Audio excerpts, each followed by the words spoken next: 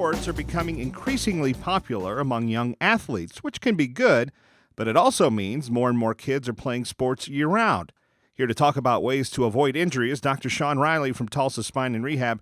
Dr. Riley, it's becoming more of an issue, isn't it? Yeah, Scott. So, for this conversation, I'm going to use and you and I discussed this previously, just the example of baseball, youth baseball.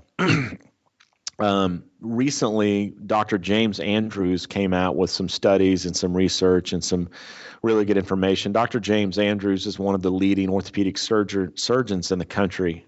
He's out of Tennessee, works on a lot of the professional athletes. He's kind of the forerunner or the guy that you're going to go to for Tommy John surgery, which is replacing a ligament there that you potentially can be a career-ending procedure or surgery for some of the professional baseball players. But related to youths and youth ball related to baseball, the issue is these kids, there's zero downtime. And what they're determining is that they're developing these overuse type injuries, whether it's in their shoulder, they might develop rotator cuff injuries, or into the elbow. I mean, he came out and he had mentioned that he's starting to do Tommy John surgeries on 14-year-old kids, which is a really invasive procedure. You're replacing a ligament and so forth. So these kids with baseball, they're just starting to play. We just talked about this spring. They'll maybe do some Legion ball in the summer. Is that correct? Something like that? Yep. Mm-hmm. And then it just kind of, before you know it, just turns into some fall ball. And they do a lot of training over the winter. And so you take a look back over the past year, and the kid just hasn't had a chance to rest. They're just throwing so much, and the tissues, the joints, the tendons, the ligaments, they're just getting worn out. So there's just no downtime, and it's overuse that's contributing to some of these injuries.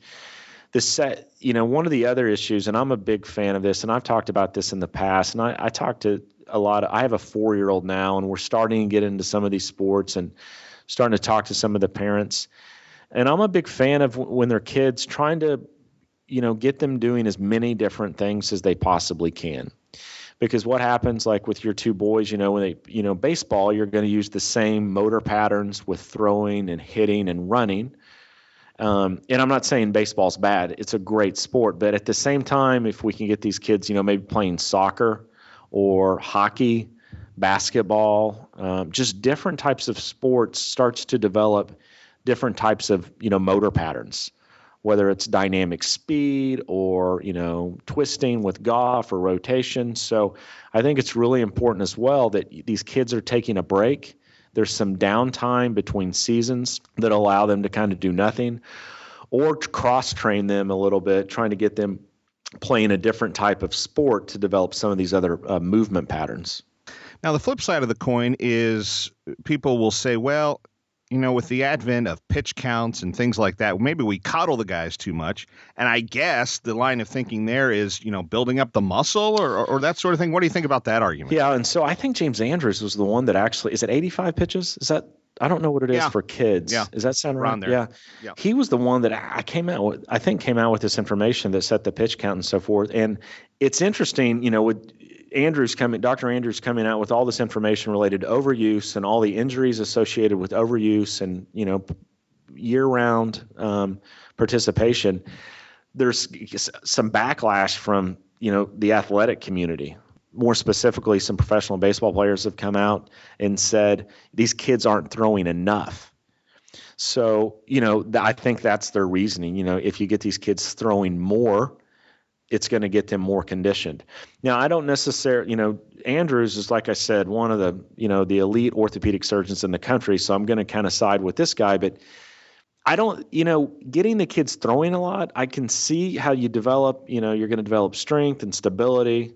But what about the rest in between the seasons? I think that, I know that a lot of parents, and I've spoken to some dads that are hardcore into this Legion and youth baseball, and they're adamant. My son's, this is what he's chosen to do. He's going to play year round.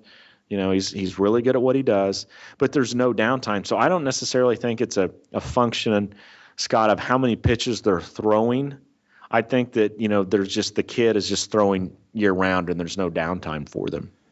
So it sounds like the recommendation is much like what you would recommend for a workout, and that is mix it up a little bit. Yeah, develop different motor patterns or movements, and I think that's going to develop a more rounded athlete, in my opinion. A lot of the junior golfers that we work with, we're big on, if you can play soccer or hockey or basketball, because we're trying to develop athletes. I'm not trying to develop a golfer at that age. Then once these kids, 12, 13, you can maybe sit them down, have a discussion, say, what is it, son, that you really want to do? Dad, I want to play baseball. And then that's when you can put your foot on the gas and really, say, okay, this is what we're going to do, and we're going to get serious about it. And related to the injury, Scott, it's very important with youth kids, just keep your ears open, try not to blow them off. I know a lot of times, even with my 4-year-old, I kind of discount what he says.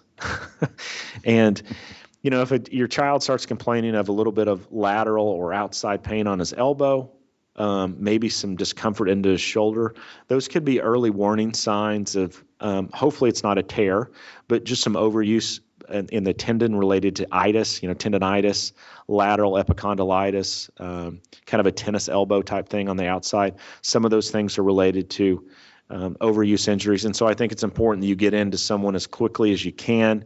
Make sure you determine what the problem is and what the proper course of treatment should be. The team at Tulsa Spine and Rehab has the expertise and skill to address what's ailing you or your young athlete. Give them a call today at 918-743-3737.